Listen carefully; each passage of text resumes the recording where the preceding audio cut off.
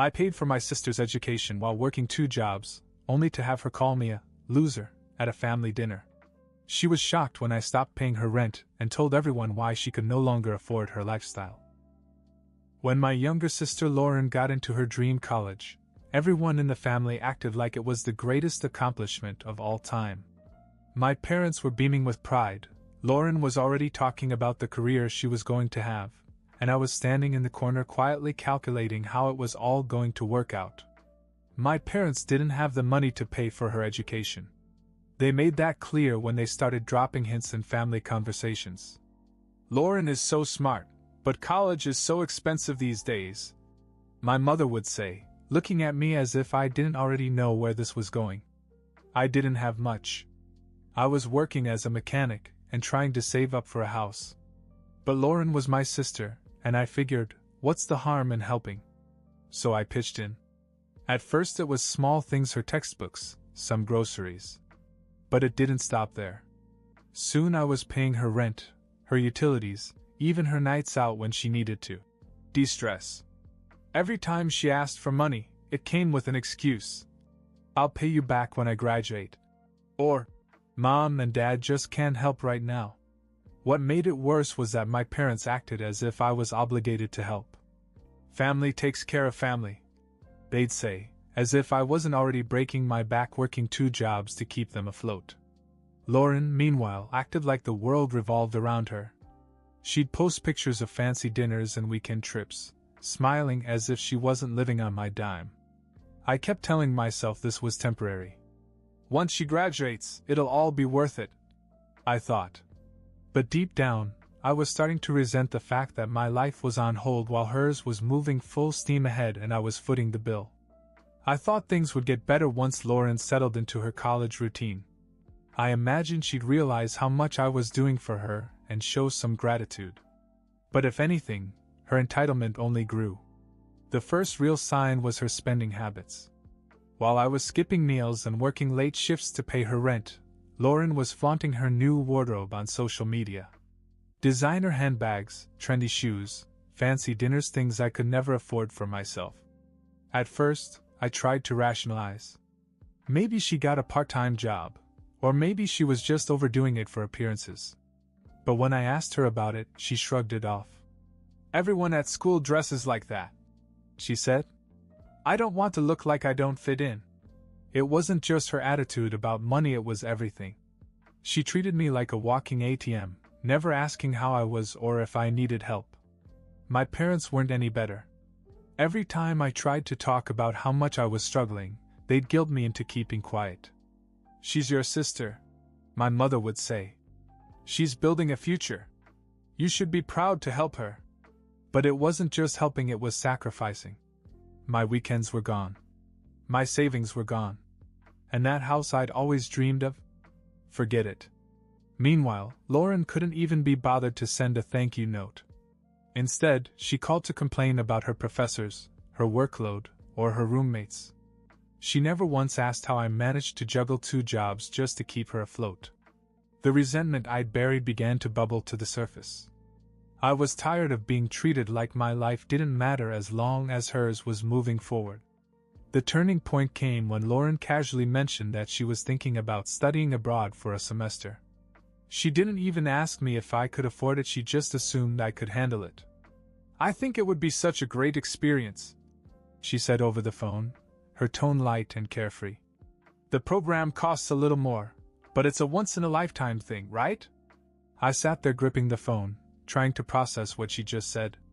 I could barely keep up with her regular expenses, and now she wanted me to pay for a semester abroad? When I brought it up with my parents, hoping they'd finally come to their senses, they doubled down.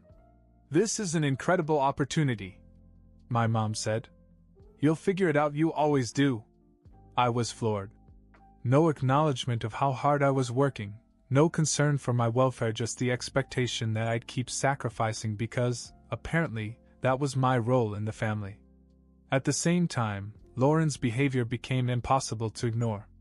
She'd call to complain about the most trivial things, like how her roommate borrowed her shoes or how the campus cafeteria didn't have any real lattes. She also began to make subtle jabs at me. She'd laugh about how I was always working, and joke that I was married to my job. "She doesn't appreciate you," a coworker said one night when I was venting during a break.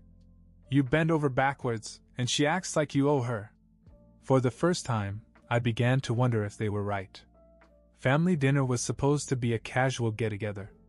My parents invited me over to catch up, and Lauren was back in town for a break from school. I didn't want to go, but I figured I could stand a few hours. When I arrived, the atmosphere was already tense. My parents were fussing over Lauren, asking about her classes, her social life, and if she needed anything else for school.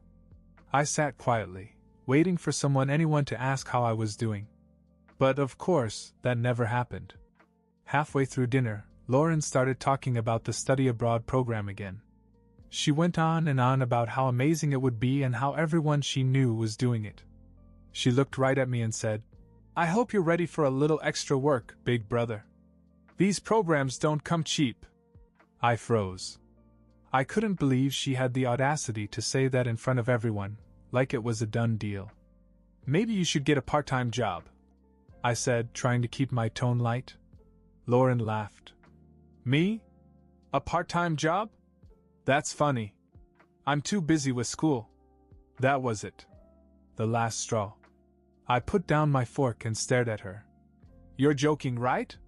You think I'm just going to keep funding your lifestyle forever while you sit around doing nothing?" The room fell silent.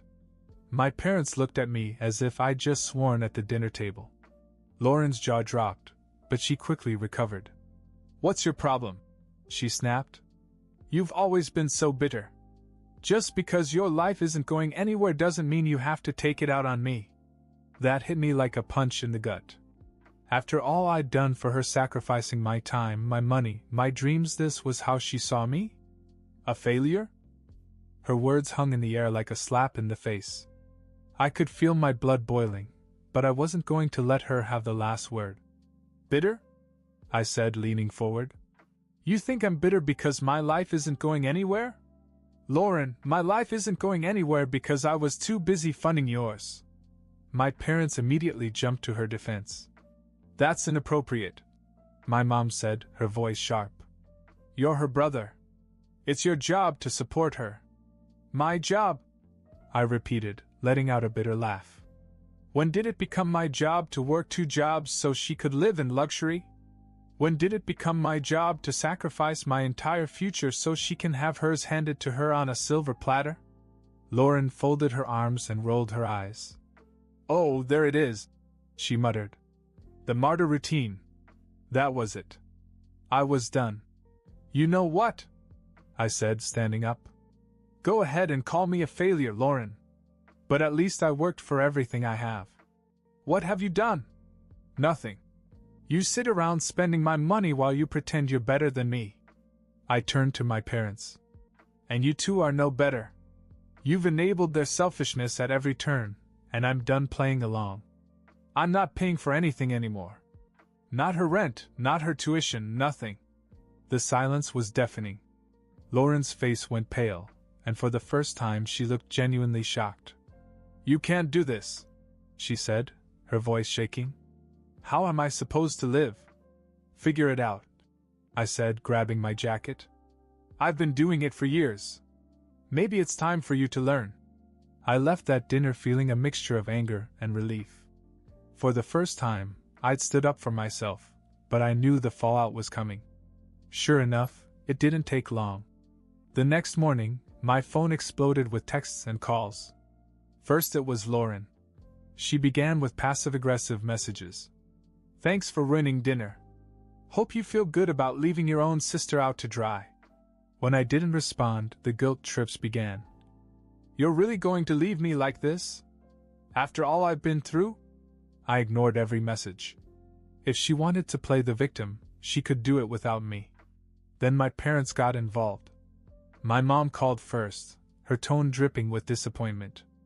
"I don't know what's gotten into you," she said. "Lauren needs your help. She's your sister. She's been my financial responsibility for years." I shot back. It's time for her to grow up and take care of herself. My father was no better. He called later that day and said, "You're being selfish. You're punishing her for no reason. What's she going to do now?" "Get a job," I said bluntly. "Like the rest of us." The real kicker came later that week when I got a call from Lauren's landlord. Apparently, she told him that I was the one who paid her rent, and when the payment didn't go through, he came straight to me. "She's not my problem anymore," I told him. "You need to talk to her." That conversation must have been a wake-up call for Lauren, because a few days later she showed up at my apartment unannounced. She looked disheveled and panicked, a far cry from the confident, entitled person I was used to seeing. "You can't just cut me off," she said as soon as I opened the door. "Yes, I can," I replied, leaning against the doorframe. Lauren stood there, shifting from foot to foot like a child caught in a lie. She wasn't used to hearing, "No," from me or anyone else, for that matter. "You don't understand," she began, her voice rising with desperation.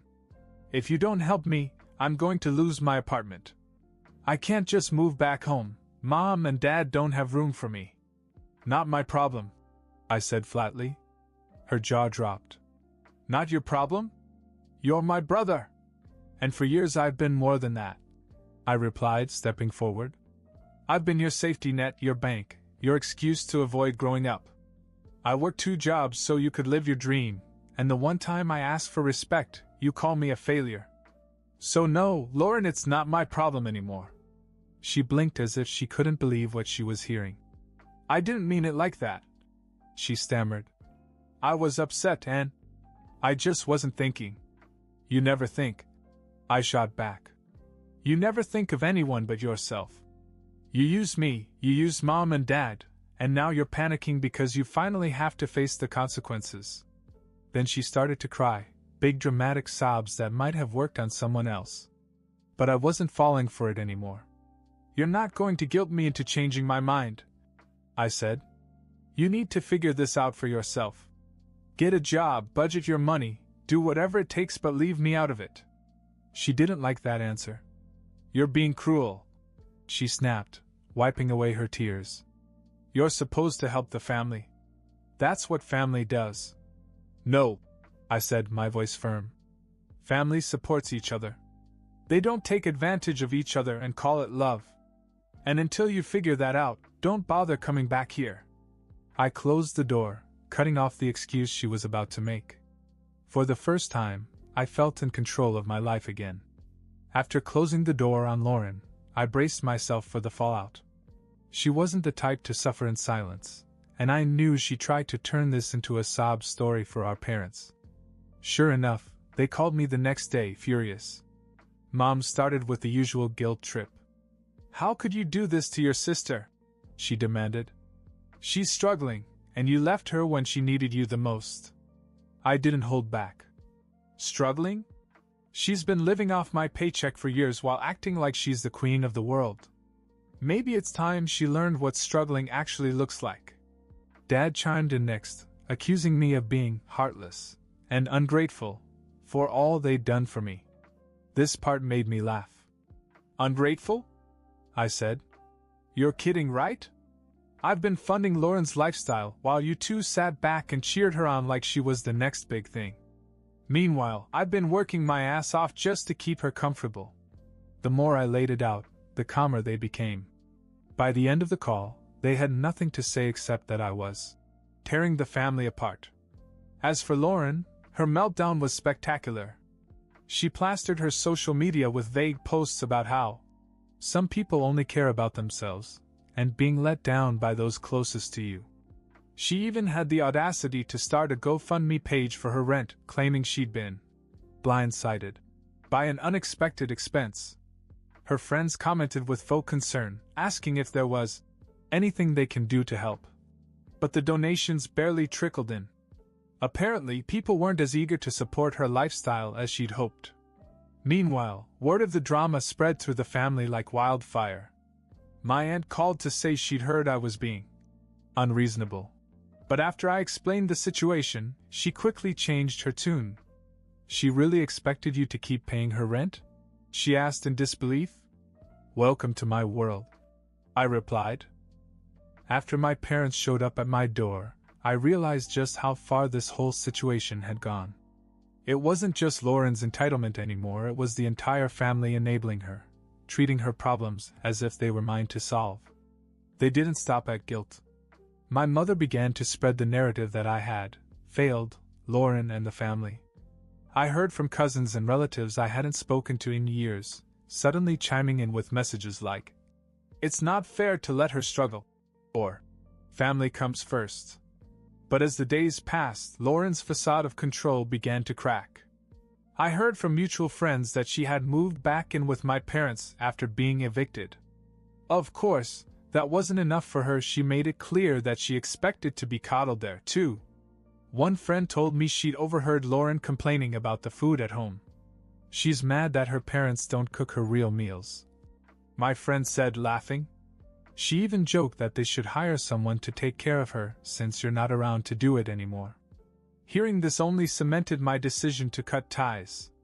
If my family wanted to enable her behavior, that was their choice. But I wasn't going to keep burning myself out for someone who couldn't even show basic gratitude. Lauren's downward spiral continued. She moved back in with my parents, who coddled her like a helpless child. They enabled her every whim, using what little savings they had left to support her lifestyle. Meanwhile, they doubled down on blaming me for her situation, acting as if I'd committed some heinous crime by cutting her off. I heard from relatives that Lauren was still spreading lies about me, telling anyone who would listen that I had abandoned her during a difficult time. She conveniently left out the part where she'd been leeching off me for years while flaunting her privilege like it was her birthright. But her downfall wasn't just financial, it was social. Word of her GoFundMe scam spread, and the same friends who once joined her for fancy dinners now avoided her phone calls. Without me picking up the tab, she had nothing to offer them. The tipping point came when my parents called me in a panic. Apparently, Lauren had run up a credit card debt in their name, maxing out the limit to finance a shopping spree. They begged me to help, claiming they couldn't make the payments on their own. I couldn't help but laugh. After all they'd done defending them, enabling them, vilifying me, they had the audacity to come crawling back. "This is your mess to clean up," I told them firmly. "You chose to support her, you chose to ignore her behavior, and now you're dealing with the consequences." For once, they didn't argue. Maybe they finally realized that I wasn't going to swoop in and save her like I had so many times before. That was the last I heard from either of them. I moved on with my life, focusing on building my future without their constant drama weighing me down. It took years to repair the damage they'd done, but I came out stronger for it.